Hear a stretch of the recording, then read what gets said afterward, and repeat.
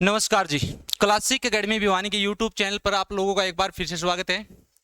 प्यारे बच्चों, आज की क्लास के अंदर हम पढ़ेंगे संख्याओं से रिलेटेड एक छोटा टॉपिक जिसका नाम है अभाज्य संख्या। आज की क्लास के अंदर मैं आपको प्राइम नंबर यानी कि अभाज्य संख्याओं के बारे में फुल डिटेल से बता रहा हूँ। अभाज्य संख्याओं का लगभग हर एग्जाम में कोई ना कोई प्रश्न अवश्य आता है, ठीक है। तो आज के बाद आप लोगों का इस चैप्टर से रिलेटेड कोई भी प्रश्न गलत नहीं होगा, ठीक है। चलिए स्टार्ट करते हैं। अभाज्य संख्या,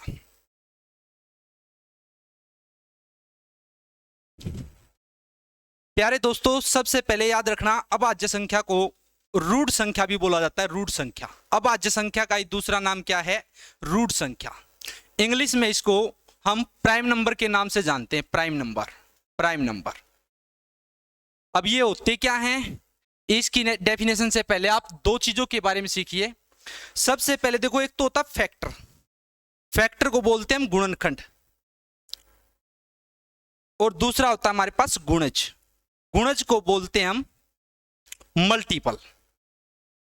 गुणनखंड का मतलब होता है फैक्टर और गुणज का मतलब होता है मल्टीपल। गुणनखंड क्या होता है? गुणनखंड का मतलब होता है जो संख्या को भाग देते हैं। जैसे 12 के गुणनखंड, मतलब वे संख्याएं जो 12 को भाग करती हैं। जैसे 1, 2, 3, 4, 6 और 12।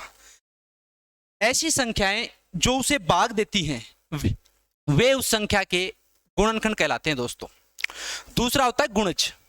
गुणज का मतलब होता है टेबल, यानी कि उतना उतना गैप। जैसे 12 का गुणज मतलब 12 की टेबल, 12, 24, 36 ऐसे ही कंटिन्यू चलता जाएगा। 12 12 का गैप, इसको बोलते हैं गुणज यानी कि मल्टीपल, ठीक है। तो प्यारे बच्चों, अभाज्य संख्या क्या होती है? अभाज्य संख्या वह संख्या होती है जिसके केवल 2 गुणनखंड होते हैं। केवल 2 गुणनखंड, उसको हम बोलते हैं प्राइम नंबर। जैसे 5। अब 5 किस किस से भाग हो रहा है? या तो 1 से या 5 से। तो ये एक प्राइम नंबर है। मतलब जिस संख्या के केवल 2 फैक्टर हैं उसको हम बोलेंगे प्राइम नंबर, और जिसके 2 से ज्यादा फैक्टर हैं उसको हम बोलेंगे कंपोजिट नंबर, भाज्य संख्या। भाज्य संख्या को यौगिक संख्या भी बोला जाता है। इंग्लिश में इसको कंपोजिट नंबर के नाम से जाना जाता है। कंपोजिट नंबर, जिसके 2 से ज्यादा फैक्टरों, जिसके 2 से ज्यादा फैक्टरों, उसको हम बोलते हैं कंपोजिट नंबर, भाज्य संख्या, ठीक है। आज की क्लास में हम अभाज्य संख्याओं के बारे में पढ़ेंगे। तो याद रखना, अभाज्य संख्याएं वे होती हैं जिनके केवल 2 फैक्टर होते हैं। अगर बात करें सबसे छोटी अभाज्य संख्या 2, इसके केवल 2 ही फैक्टर हैं, 1 और 2। इसके बाद आती है 3, यानी कि 2 के बाद 3, 5, इस प्रकार से ये चलती रहती है। तो अभाज्य संख्याओं के आज की क्लास के अंदर जितने भी प्रश्न बनते हैं वो सारे के सारे मैं आप लोगों को कंप्लीट करवाऊंगा, ठीक है। तो याद रखना, सबसे पहले अभाज्य संख्या होती क्या है? जिसके केवल 2 फैक्टर होते हैं वह अभाज्य संख्या है। चलिए अब आगे चलते हैं। अभाज्य संख्याओं से रिलेटेड क्या क्या प्रश्न पूछे जाते हैं, तो सबसे पहले बात कर लेते हैं। आपसे सबसे पहला प्रश्न पूछेगा, सबसे छोटा प्राइम नंबर क्या? सबसे छोटा प्राइम नंबर यानी कि सबसे छोटी अभाज्य संख्या। तो याद रखना, सबसे छोटी अभाज्य संख्या 2 है दोस्तों। क्या है? 2। दूसरा प्रश्न आपसे पूछ सकता है, एकमात्र समअभाज्य संख्या कौन सी है? एकमात्र समअभाज्य संख्या, तो एकमात्र समअभाज्य संख्या भी 2 ही है। एकमात्र even number prime, even prime number क्या होता है? 2। एकमात्र समअभाज्य संख्या, ठीक है। सबसे छोटी अभाज्य संख्या 2, एकमात्र समअभाज्य संख्या 2। तीसरा प्रश्न इसके अंदर आपसे पूछ सकता है, सबसे छोटा भाज्य संख्या, सबसे छोटी भाज्य संख्या। ये 4 होगी दोस्तों, 4, क्योंकि भाज्य संख्या वह होती है जिसके 2 से ज्यादा फैक्टर हो। जिसके 2 से ज्यादा फैक्टर हो उसको बोलते हैं हम भाज्य संख्या, ठीक है। तो सबसे छोटी भाज्य संख्या 4 होती है, ठीक है। इसके बाद याद रखना, सबसे छोटी पूछ लेता है, सबसे छोटी विषम भाज्य संख्या। देखो, ये सबसे छोटी भाज्य संख्या थी 4, लेकिन अब बोलता है सबसे छोटी विषम भाज्य संख्या। तो इसका आंसर होगा दोस्तों 9, मतलब जो ओड भी है। ओड का मतलब जो 2 से भाग ना हो, वह छोटी भाज्य संख्या क्या है? 9। और 5वां प्रश्न इसमें आपसे पूछेगा, कि एक क्या है, तो याद रखना एक न तो भाज्य है और न ही अभाज्य। क्यों? क्योंकि अभाज्य वह होती है जिसके दो फैक्टर हों और भाज्य वह होती है जिसके दो से ज्यादा फैक्टर हों। अब एक का तो केवल एक ही फैक्टर है, तो ना तो इसने अभाज्य एक्सेप्ट करेगा और ना ही इसको भाज्य एक्सेप्ट करेगा। ठीक है, तो इसलिए याद रखना एक न तो भाज्य है और न ही अभाज्य। क्लियर है? चलो आगे बढ़ते हैं। इसके बाद याद रखना कई बार प्रश्न पूछ लेता 100 तक, तो 100 तक टोटल हमारे पास 25 प्राइम नंबर है। याद रखना अगर 100 तक आप काउंट करोगे इस प्रकार से 2 3 5 7 11 13 17 19 ऐसे करते करते 100 तक टोटल हमारे पास 25 अभाज्य संख्याएं हैं और जो कंपोजिट नंबर हैं वो है 74।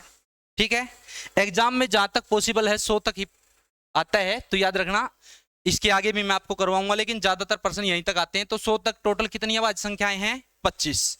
और भाज्य संख्याएं कितनी हमारे पास 100 तक टोटल? 74 यानी कि 74। अब बात करते हैं कि कई बार हमसे बीच में से पूछ लेता है, तो प्यारे दोस्तों इसकी एक छोटी ट्रिक बताता हूं मैं आपको। अगर बीच में से पूछता है तो एक ट्रिक याद रखना, देखो 10 20 30 40 50 60 70 80 90 और ये 100।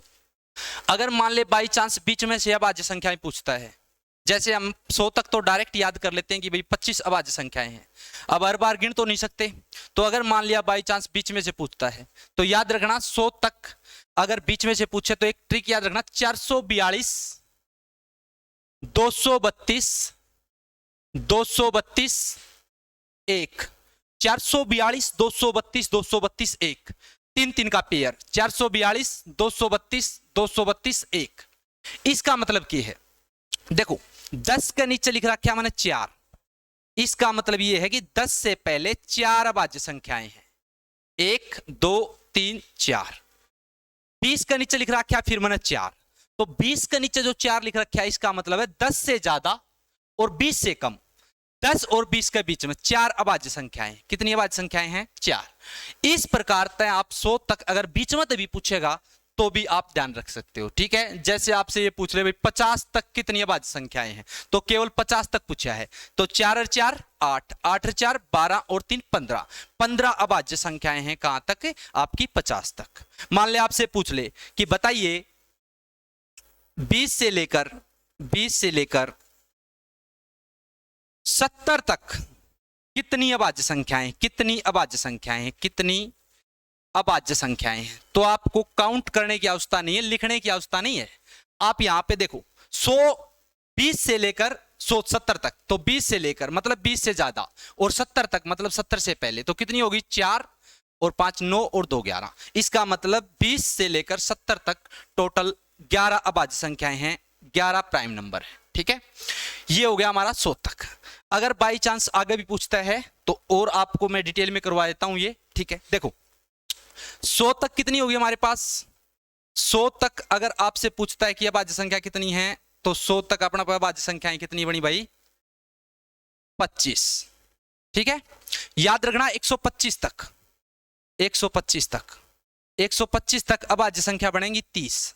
125 तक अभाज्य संख्या कितनी बनेगी? 30। ठीक है, 150 तक अगर पूछता है 150 तक 150 तक अभाज्य संख्याएं बनेगी 35। ठीक है, 175 तक 175 तक तो 175 तक अभाज्य संख्याएं बनेगी 40। ठीक है, अगर बात करें 200 तक तो 200 तक अभाज्य संख्याएं कितनी बनेंगी? 46। 300 तक अगर पूछता है 300 तक तो 300 तक हमारी टोटल 62 अभाज्य संख्याएं 62 62 अभाज्य संख्याएं। ठीक है, 400 तक अगर पूछता है तो 400 तक कितनी अभाज्य संख्याएं हैं? तो याद रखना 78। अगर बाई चांस 500 तक पूछता है कि 500 तक अभाज्य संख्याएं कितनी हैं, तो याद रखना 500 तक 95 अभाज्य संख्याएं 95।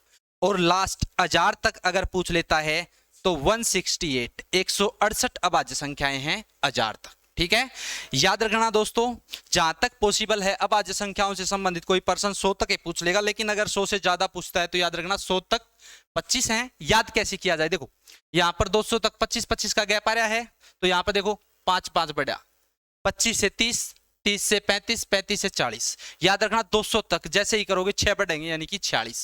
फिर देखो 16 16 ऐड हुए हैं, ठीक है।